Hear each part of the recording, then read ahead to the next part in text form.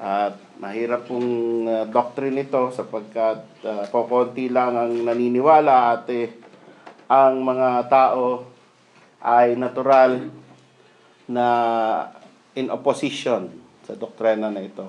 Kaya po mas maraming churches, pagka kayo ay nag-survey ng mga churches, ay mas marami ang ayaw at allergic sa doktrina na ito.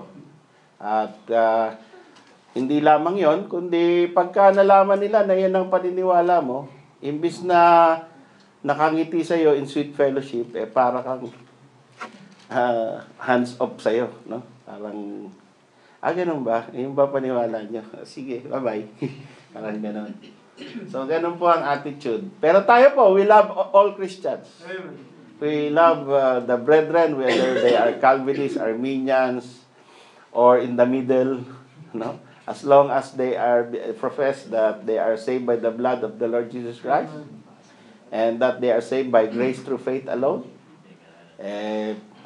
pwede po nating ibigin yan at makipag-fellowship tayo. At sana ay ma-remove natin ang mga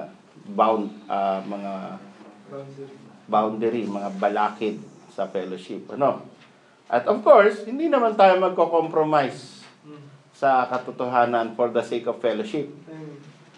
No? Porket matabang yung pakitungo sa atin, ibig sabihin, papanig ka na lang doon sa mali. Hindi naman po tama yun. Kundi, paninindigan mo pa rin yung ang katotohanan nakita mo sa Biblia.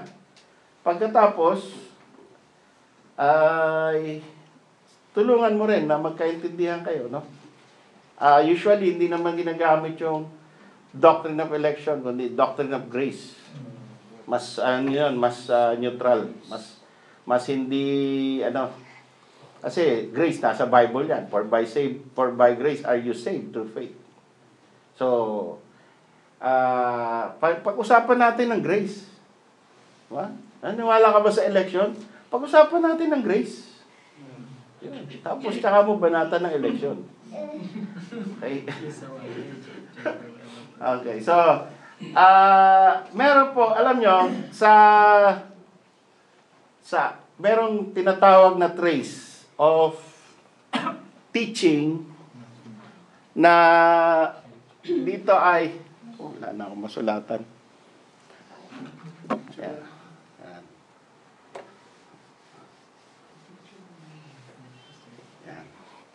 Okay? So, ito pong doctrine of election or doctrine of sovereign grace ay nag-umpisa yan kay Paul. Actually, galing nga yan sa Panginoon eh. No? Christ. Tapos, nung makita sa langit ng Panginoon, si Paul ay lalo niyang pinalawak ang pagkakaintindi tungkol sa doctrines of grace. Okay? Pagkatapos, nung namatay na si Paul, ay may mga churches na nagkaiba-iba ng paniniwala. Ngayon, ang tawag sa mga Baptist churches noon, pero hindi pa pangalan Baptist, mga predestinarian churches or beliefs. Yan. Pagkatapos, dito sa mga predestinarian churches, merong counterpart sa Catholic Church. Yung tinatawag na si Augustine. Although si Augustine, si Saint Augustine, ay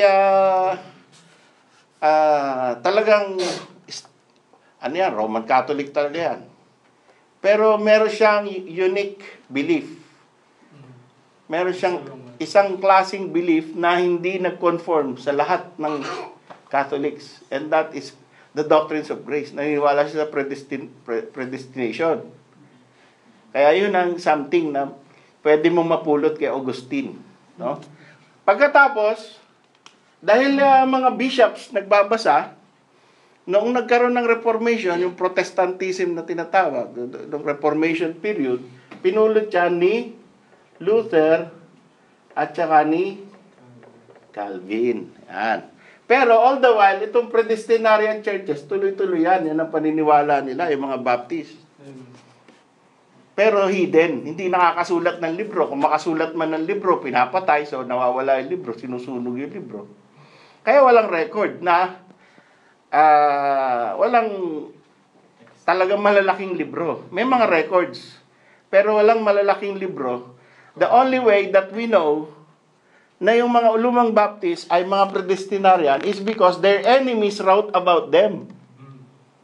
And therefore, these people who are the victors, who are the people who can write books because they are free, because they are the ones who are teaching the colleges, sila yung, sa kanila natin nalalaman by reading their writings, na nung panahon pala nila, merong mga nakatago na mga churches na ang belief ay predestinarian or predestination. So that is how we know. And not because they wrote books and we see their books, no? And so now we have, kaya yung iba, ang tawag sa tulip or election is Calvinism. Okay? Dahil sila yung mga nagpatuloy. Huh? Pero actually, it is started by Christ, promoted by Paul, and also the Old Baptist. Kaya nga ang tawag sa mga Old Baptist nung panahon nitong mga si Luther at si Calvin, particular Baptist. Ano ibig sabihin ng particular Baptist? Sila yung naniniwala sa particular redemption, which is another name for limited atonement. Kasi ang ibig sabihin ng particular redemption, when Christ was in the cross, He was redeeming somebody in particular. He was not redeeming all men in general. Intindihan nyo yung pagkakaiba? Yung mga Armenians, yung mga iba-ibang mga reliyon, naniniwala sila na nung namatay si Kristo sa krus, parang naglagay siya ng yung kanyang kamatayan, yung kanyang dugo, nilagay niya sa isang treasure box. Tapos, nilagay niya dyan. Tapos, inoffer niya sa lahat ng tao. Ngayon, kung ikaw ay matalino o nakaintindi at gusto mong maligtas, punta ka dito. Kung sino yung pumunta at kumuha ng kaligtasan, maliligtas. Pero wala siyang nasa isip na Nilo or Aaron or Rael or whoever, nililigtas niya in particular. Wala, in general lahat. Pero yung particular Baptist, yung predestinarians, yung Pauline, at ang Panginoong Jesucristo mismo, Augustinian, Luther, and Calvin, and the particular Baptist, nagkakaisa na nung namatay si Kristo sa krus, He was saving souls, exactly. Not particularly, not generally. Okay? So, that will be in the future. Patutunayan po natin yan by means of scriptures. But let's go to this doctrine, the Bondage of the Will, which was written by Martin Luther. It is online, kung gusto niyo basahin. Mga 2,000 pages lang naman. Pero, kinonsize ko naman. Kumbaga 5 points lang yung ating pag-uusapan with the verses. Opo, English pa. Ay, German yun. Oh, tinranslate lang sa English. Oh, kasi si Martin Luther is a German bishop, no? So, ngayon si John Piper, kanina pinakinggan ko si John Piper. He belongs to the Bethlehem Baptist Church. At magaling siya mag-preach, no? You can find these sermons on YouTube. And it will be good, no? Although he's not a King James like us, pero okay naman yung mga doctrines niya. Okay? So, itong Bondage of the Will, according to the letter of Luther's letter to Erasmus. Si Erasmus, yan naniniwala sa free will. Si Luther naniniwala sa bound will. Nakita niyo yung kaibahan? Bound will versus free will. Bound will, free will. Magkalaban yan. So, generally tayo, pag pinanganak tayo at lumalaki tayo at tinuturuan tayo, anong tinuturo sa atin? Free will. Anong alam natin? Free will. Di ba may free will? Di ba di naman tayo robot? So may free will tayo. So yun ang natural natin. Kaya, galit na galit yung self.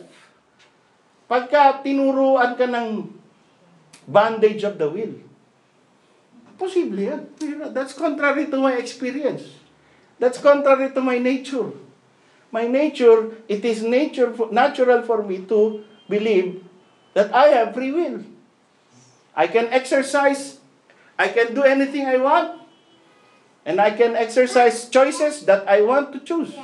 Nobody is dictating on me. That is free will. Okay, so tingnan natin, no? Hindi naman ibig sabihin na pagka the will is bound, para ka ng robot. May pinapatukuyan niya na isang aspeto ng buhay mo eh. Hindi yung buong buhay mo bound ka sa will mo. So meron kang free will. Pero sa isang aspeto, wala kang free will. Dun sa aspeto na yon. At ano ba yon? Okay, so let's begin by this statement. Luther's letter to Erasmus said, "It is in the highest degree wholesome and necessary for a Christian to know whether or not his will has anything to do in matters of salvation."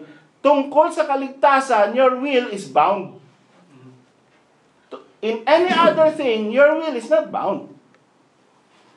Pero pag tungkol sa pipili ka ba ng kaligtasan o hindi, you are constricted to choose the opposite. At mamaya makikita natin what kind of teaching is that and who taught that and why will we need to believe that. Indeed, that it is the hinge where the discussion turns. For if I am ignorant of the nature, extent, and limits of what can I and must do in reference to God, I shall be ignorant of what God can do for me. Parang sa salvation, ano ba yung parte mo? Ano ba yung parte ng Diyos? Laging ganun ang usapan eh. Nung naligtas ka, may parte ka ba? Ano yung parte mo? Ano yung parte ng Diyos? Ilang percent? Or ano ang role mo doon sa iyong kaligtasan? Yun ang pinag-usapan dito. Okay? So, sabi dito ni Luther, kailangan alam mo yan. Necessary na malaman mo yan dahil pag hindi mo alam yan, you might be guilty of not giving God the whole glory due to Him. So, importante. Because mamaya, mali pala yung doktrina mo, therefore, mali yung ascription mo of glory to God. Kulang. Okay, so importante. If I am ignorant of God's power, then I am ignorant of God Himself. And if I do not know God, I cannot serve, praise, or worship, for I do not know how much I should attribute to myself and how much to God. So, what is free will? In regard to salvation, free will is the decisive, according to John Piper ito, the decisive self-determination in acts of faith and obedience. So, bawat word dyan, importante. Kailangan precision yung definition mo. Kaya bawat word dyan, importante. It should be, free will pertains to the decisive. Ibig sabihin, no other decision counts but your decision. Yan ang free will. Pag naniniwala ka sa free will, you are the sole decision maker of your salvation. Wala nang iba. Totoo ba yun? Na ikaw lang talaga nag-decide. And this decision comes from yourself and it is a determination which comes from within. And it produces acts of faith and obedience. So, yun ang tinutukoy natin pag sinasabi natin yung free will. Ganda yung definition niya, no? Pero bang tanong, naintindihan ba yung definition? O masyadong... Okay. So, the question now is, are humans so sinful that God's grace must create and decisively fulfill every human inclination in order to be able to believe and obey God? Okay. Gaano ba katindi kasalanan natin? Gaano ba katindi yung kasalanan ni Adan? Gaano ba katindi yung damage na nangyari sa tao? Sobra ba yun? Sobrang damage so that kailangan mo ng grace of God na hindi lamang bigyan ka ng option to be saved or not saved. Kasi yung ibang mga reliyon, yung gandun lang eh. No? Namatay na si Kristo para sa iyo. So, may option ka, ano? Sampalataya ka, maligtas ka. Kung hindi ka sampalataya, mapahama ka. So, ang gandun na lang yun. Ang Diyos, ang gandun na lang. Binigyan ka na ng option. Okay? Na up to you now. It's all up to you. You make the decision. So, is that all? Is that all that God does? Make the option, make the sacrifice, and then it's up to you? Or is your sinfulness, is your heart so damaged by sin, so bound by sin, that even if you are shown the options, you will choose not to believe? Kahit na pinaliwanag na sa'yo, ang laging pupuntahan mo, ayoko niyan. Ang laging pupuntahan ng tao na pag hindi kumilos ang Diyos sa puso ng tao na yan, ang laging niyang sasabihin, leave me alone. Ganun ba ka-damage tayo? Or meron kang konting spark?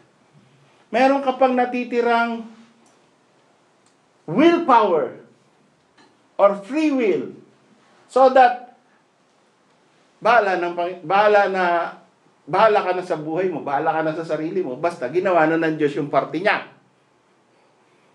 Pagkatapos, kung ino-offer na sa'yo ng Diyos, sige na, maligtas ka na. Tanggapin mo na si Kristo. Ayoko nga. Lungkot ang Diyos, alis. Kasi tinanggihan mo. Ano ba yun? Actually, that is the description of some people, some preachers. When you listen to them, they will say, come on! God is knocking at your door. Receive Him, or else God will, poor God, He will go away very sad. Come on! Ganun ang appeal. Is that truth?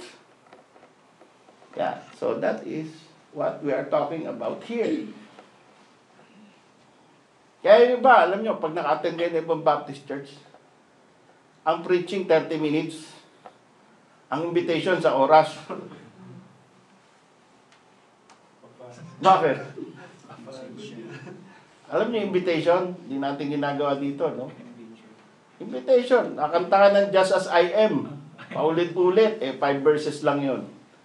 So, sasabihin ng preacher, I've been to such meetings. Natapos na yung 5 verses, wala pa rin gumagalaw. Repeat the first verse. There might be some soul here. Come on. There might be some soul willing to be saved. Repeat the first verse. Come on, choir, come on. This is a matter of life, eternal life and eternal death. Talaga, pawis na yung preacher. Oh. Kasi walang gumagalaw eh. So, para bagang, it's all up to Him. And it's all up to you. So that the Word of God will have a result. Okay, so, ganun ba tayo? Or, is it the will is bound. Ngayon, ang sumasagot ng yes, that the will is bound, that God is, that humans are so sinful, that God's grace must create and decisively fulfill every human inclination. Dapat i-turn around niya yung will mo. Alisin niya yung blindness mo. Buhayin niya yung patay na espiritu mo. Para ikaw ay maligtas, para ikaw ay umibig kay Kristo at lumapit kay Kristo at tumanggap kay Kristo.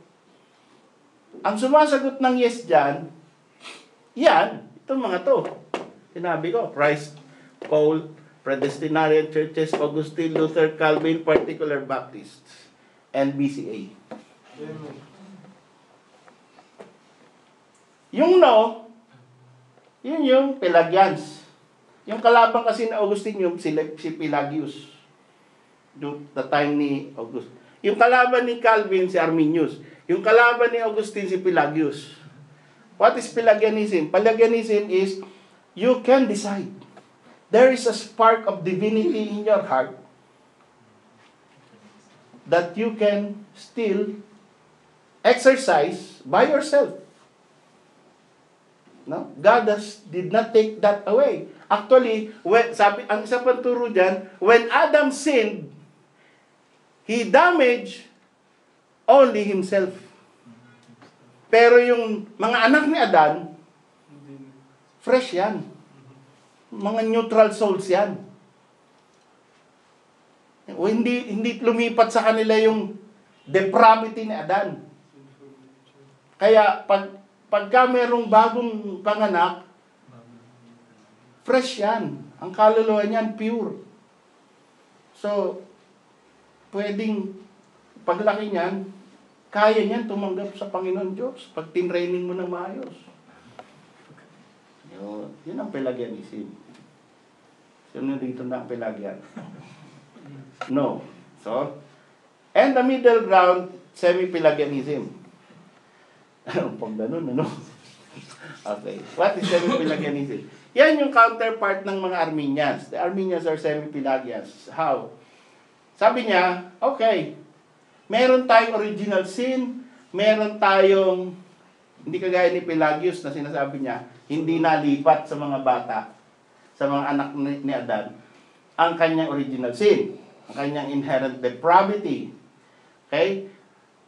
Pero itong si Arminians or semi-Pelagians, sabi niya, nalipat.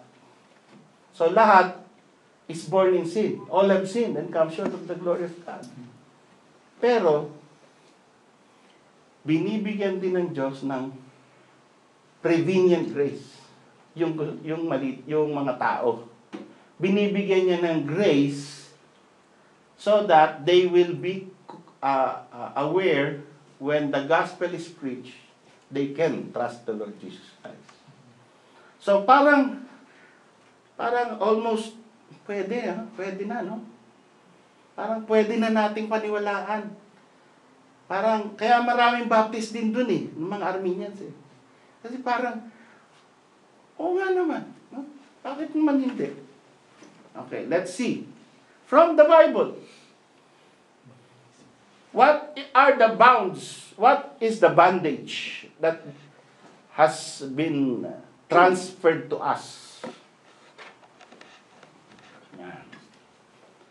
Sabi sa Romans chapter 3, verse 9 to 10. And then in verse 19.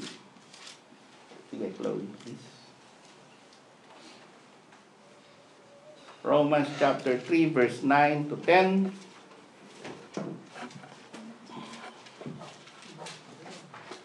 Romans 3, 9 to 10. What then? Are we better than they? No, in no wise. For we have before proved, both Jews and Gentiles, that they are all under sin, as it is written, there is none righteous, no, not one. 19. Now we know that what things soever that the law saith, it saith to them who are under the law, that every mouth may be stopped, and all the world may become guilty before God. Okay, all the world. Kasama ka ba doon? Sino exempted doon? Wala. Lahat, buong mundo is guilty before God. How are we guilty before God? Because we are under the law. All the world is under the laws of God. And because we are under the law of God, we are under sin. Because the law, the transgression of sin is the transgression of the law. Okay? So lahat tayo ay nasa ilalim o nasasakop ng batas ng Diyos, ng moralidad ng Diyos, ng mga utos ng Diyos. At dahil doon, lahat tayo ay nasasakop, ay nagkakaroon ng kasalanan. At dahil tayo lahat ay sakop ng batas, merong mga kasalanan, pagsalangsang sa batas na yan, lahat tayo ay guilty. Kaya, walang makakapagsabi na hindi ako kasali dyan. Guilty. All are unrighteous in God's sight. All are guilty. Okay? So, yung guilt na yan, kaya ginagawa sa iyo yan eh. Sa Romans 2:5. Anong ginagawa ng guilt of sin? Romans 2:5. But after thy hardness and impenitent hardness, treasurest up unto thyself wrath against day of wrath, and revelation of the righteous judgment of God. Ayun, okay. So lahat ng tao, all the world, guilty, not unless ililigtas ka ng Panginoon. Ang nangyayari sa iyo, habang ikaw ay nabubuhay sa mundo,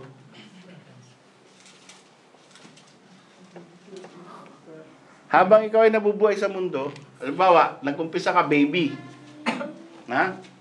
tapos nag-umpisa ka na naughty. Yun, nag-umpisa na yung naughtiness mo. Mischievous ka na. No? So, meron ka ng mga may naiinis na sa'yo. Nagkakasala ka na, nakaka-offend ka na. Okay? Gusto ka ng paluin. Yan. Okay? Tapos, nung nakita mong naiinis sila, nag-e-enjoy ka pag naiinis sila. So, ginagawa mo lalo. Okay?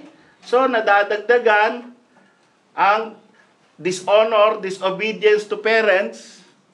Okay? And then, mag-uumpisa ka ng magsinungaling. Sabihin mo, wala ako assignment. May assignment naman. Sinungaling, ano? Okay? Na kumukuha ng mga bagay na hindi kanya. Ayan. So, sabi, nag-pray ka na ba? Opo, nag-pray na. Hindi naman. So, meron ng mga, ano daw to? Hanggang lumaki ka, hanggang 50 years old ka na, ang dami niyan. Ano yan? Sabi ng Bible, treasure. Treasure yan. You are treasuring up what? Wrath. Kasi bawat score mo dyan, isang wrath. So, nag-iipon ka ng wrath. So, paano mo matatakasan niya? Nadadaganan ka ng wrath of God. You are bound by sin. See? By the way, let us teach our children to say, Jesus, even while you are not looking. No? I think that is a parent's duty, and then it will be a parent's joy. Pagka nalaman mo na ang anak mo tumatawag sa Panginoong Jesus kahit hindi mo sinasabi. Una, training mo yan. Say Jesus. Jesus. Jesus. Jesus. Tuwing sinasabi mo, repeat after me, sinasabi niya yun.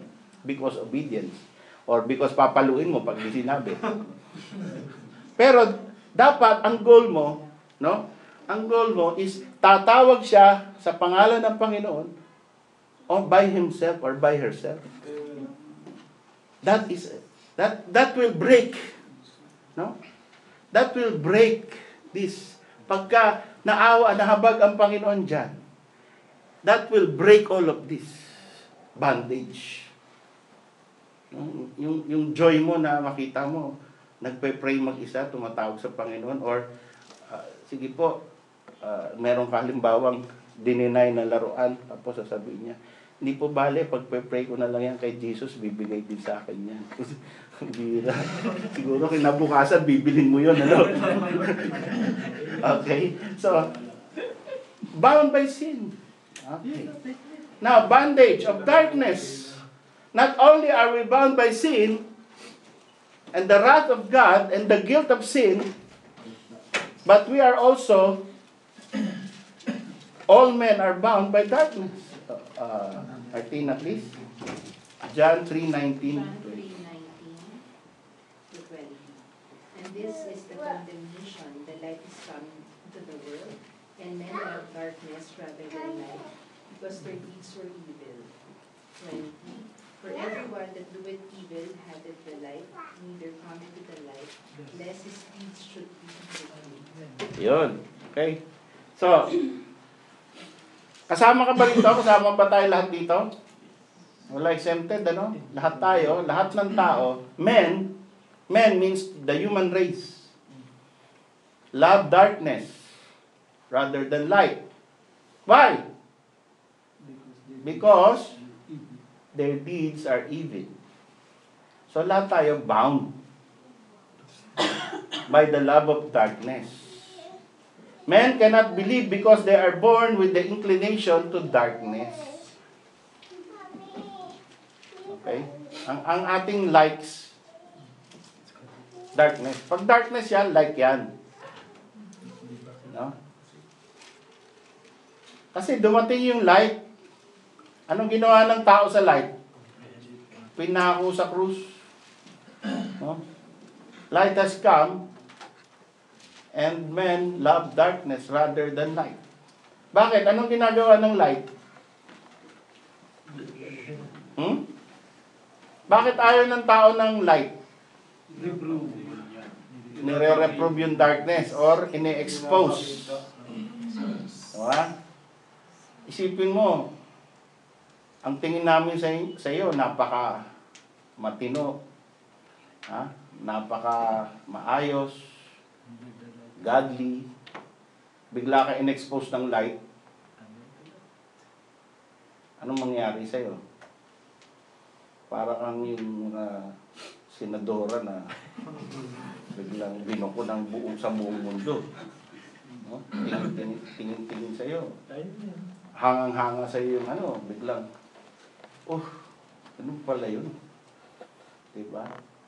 So, well, ganun lahat tayo eh. Bulok tayo lahat eh. Sino rito ang hindi bulok? Meron. Bulok tayo sa puso. Kaya hindi rin tayo, dapat nagko-condemn dun sa mga tao na yan eh, na parang sila lang ba yung mga makakasalanan? Sila lang ang buaya? Buaya ka din eh. Wala ka lang pagkakataon. Hindi ka lang pinagkakatiwalaan ng pidap. Kaya hindi ka buaya.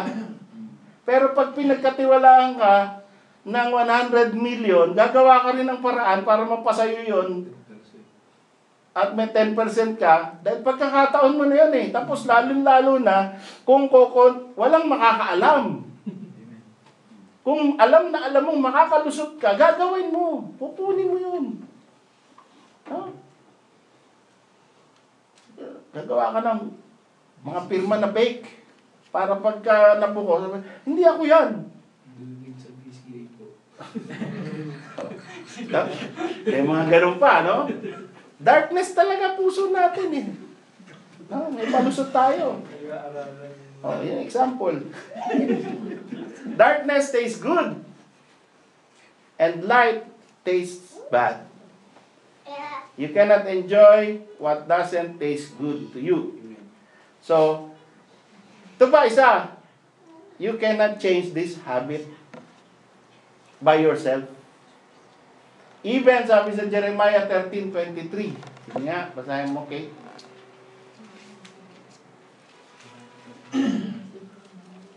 Gusto mo ng darkness eh. Pero sasabihin mo, di bale, paglaki ko, magbabago ako. Kaya mo ba?